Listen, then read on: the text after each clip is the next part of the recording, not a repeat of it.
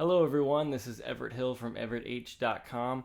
This is part 3 in a series of videos I'm doing about the letter of James. I wrote a book and published a book on the letter of James back a little while ago, and I wanted to have a little video series of short little clips about things that stuck out to me and popped out to me as I was studying and learning more and more about the letter of James. So let's jump in here. This will be first James 1. Verses 5 through 8.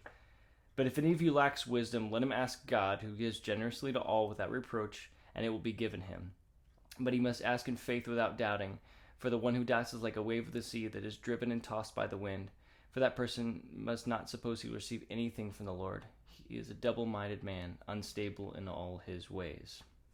So that's a very interesting set of verses. This is, of course, coming right after the last two sections in here, short little snippets.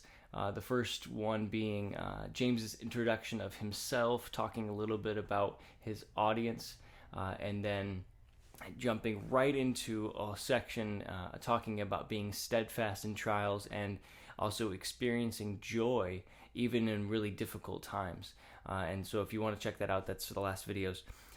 But what I see here in this section is James knows humanity so well, and he knows that when he gives that exhortation and that encouragement to jump out and be incredibly audacious in the way that we live and to live a life of joy, we're going to hit a brick wall. We're going to have some issues. We're going to have some difficulties in that.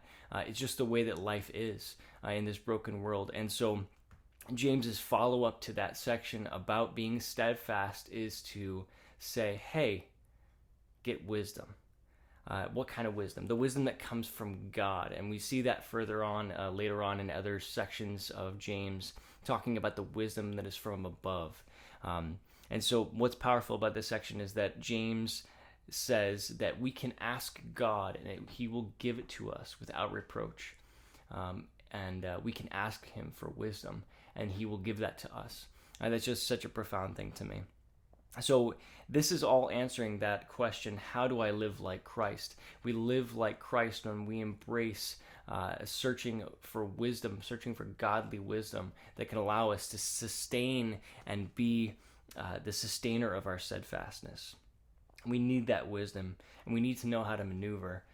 In the book, I talk a little bit about being able to use wisdom as a way to figure out how to move and how to be positioned in the right spot. We need to know when we are encountering different situations whether or not we are positioned properly and whether or not we are going to be doing things correctly. To have that wisdom to help us stay steadfast. The perfect position and trajectory for our life is a product of godly wisdom. When we embrace godly wisdom, we begin to move in that direction. And it may feel like you're slowing down or you're getting stopped. And that is probably just because when you're embracing this godly wisdom, you may be going in this direction and God's stopping you and slowing you down. And now it feels like you're not moving at all. But really now he's moving you this direction.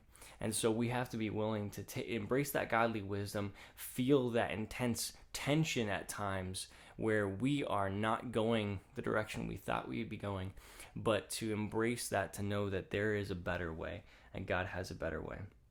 With this, though, James makes it very clear that it is about us asking for this wisdom, that we have a responsibility to be going to God to ask for this wisdom. It's not about us simply going, wisdom is a nice thing. I'll try and learn some things. I'll try and do it. Or, maybe God will just give it to me, and I'll just wait for him to give it to me.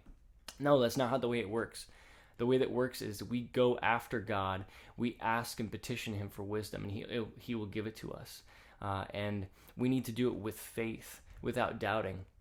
And so when we go to God, we need to be audacious and ready to risk it all in order to say, hey, God, I lay myself out before you. I take everything and I say, God, I need your wisdom. I need your help in this time.